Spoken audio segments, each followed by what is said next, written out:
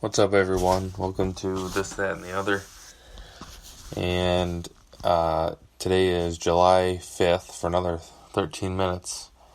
And yesterday, actually 2 days ago, we had some sad news. Former NFL quarterback Jared Lorenzen passed away. And this video is going to be kind of a tribute to Jared Lorenzen. Obviously, I didn't know him or anything. That goes without saying. But I've kind of always heard his name mentioned throughout his career, and it was a very unique story. His playing career. I want to kind of break this down into first talking about a little bit about his background, and then going into, his struggles later on in life after football. He was a very good quarterback at the University of Kentucky. He has the all-time passing yards record at Kentucky, and he went actually undrafted. I remember hearing he got drafted, but I might have to double check on that one, because I was pretty sure he got drafted. But he was a late round pick to the New York Giants, and he backed up Eli Manning for most of his career. He was almost 300 pounds when he was in his college and pro football, playing weight. He was very, if you looked at him, it was just kind of funny to watch, because he looked like he should be on the offensive line. And I don't think anyone was trying to make fun of the fact that he was, a little bit bigger for a quarterback. But I think that made him, very likable as a player, because a lot of us deal with weight issues, myself included. So he was just I think he was kind of inspiration to a lot of people, for that reason, because he's kind of overcome that even in his playing career. And, didn't take a lot of snaps. I think he might have like 20 some yards in his NFL career, which is not, isn't anything really, unfortunately. But he was a backup for about 4 years. And he actually was on that Super Bowl winning Giants team, backing up Eli Manning. So that was, I think that was a pretty cool memento for him to be a part of that. And it's kind of like, what more can he ask for as a backup quarterback? I don't think he was really ever really starting material.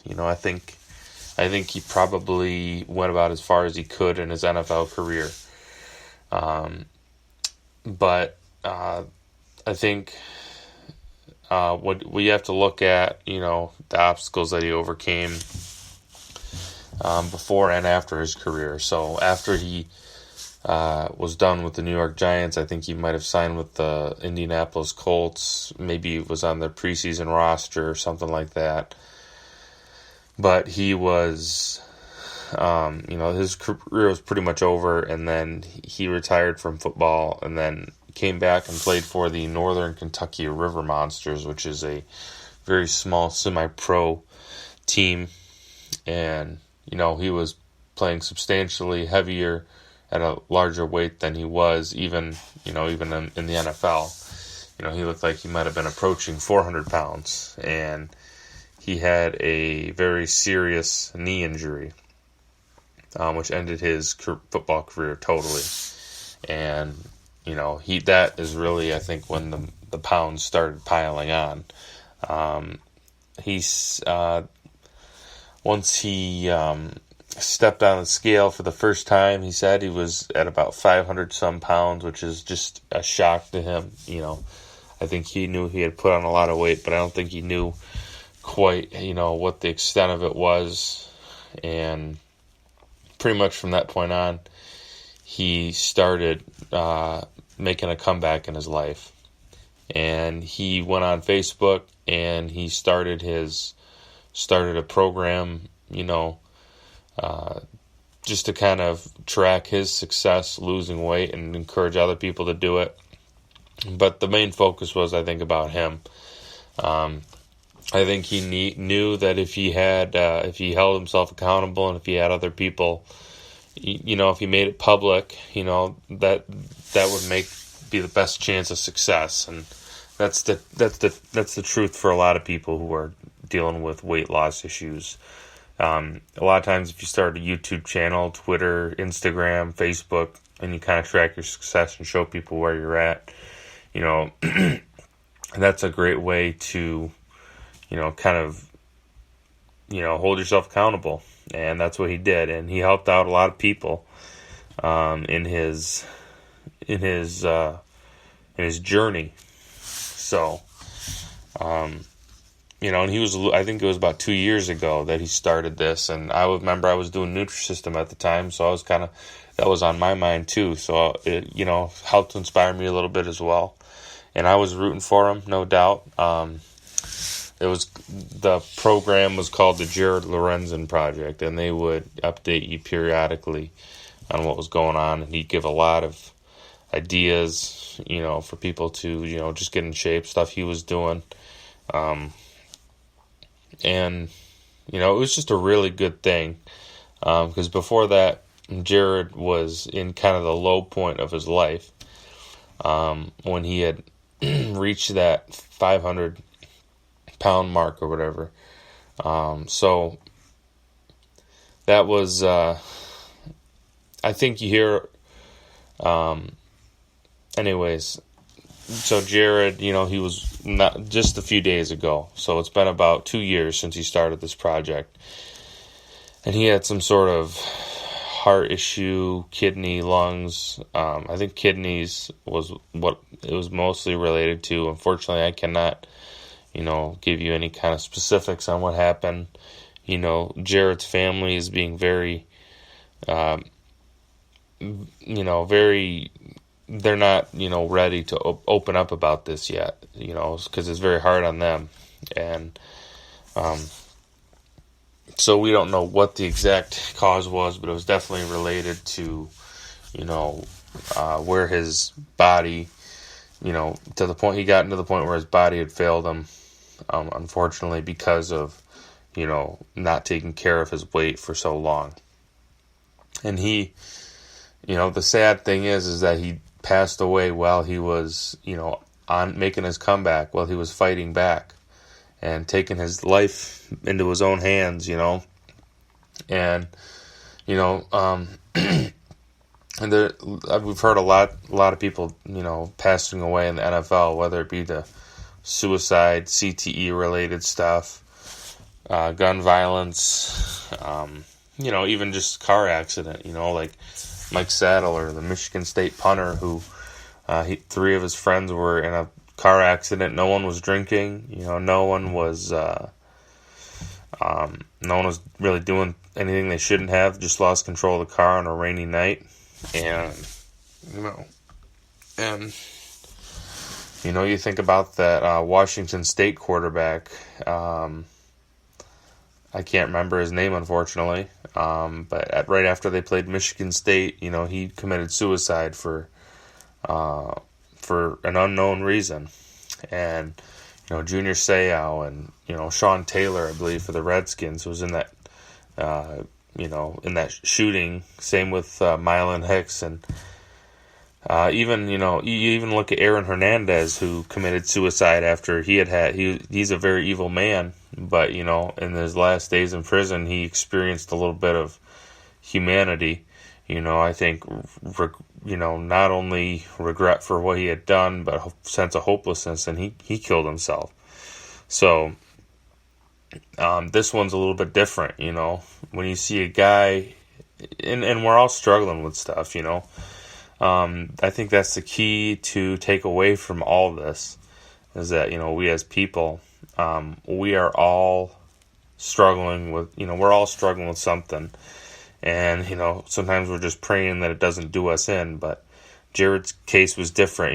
He was on his path back to, a healthy life.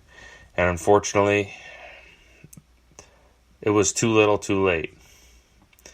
And that's just so sad, because there's so many of us that put off getting healthy, and we always think about, doing it tomorrow or next week or, on Monday. When you don't take care of your body, you never know when something is, bound to happen. You never know when your body's just going to fail you one day. And, you're just you're living a compromised life if you do that. But Jared realized that, and his whole, and what makes it even more sad is his whole reason for doing this was not only to save his life, but to be there for his family. He has teenage children, and they're in the most important part of their life right now, and he was being a man and stepping up and fighting for a cause, even greater than he is. And so that's what makes this extra sad.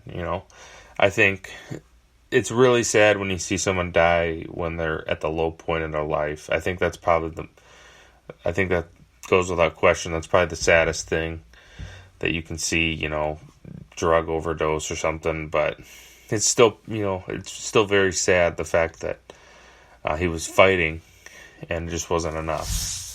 And I feel like I'm kind of beating a dead horse right now.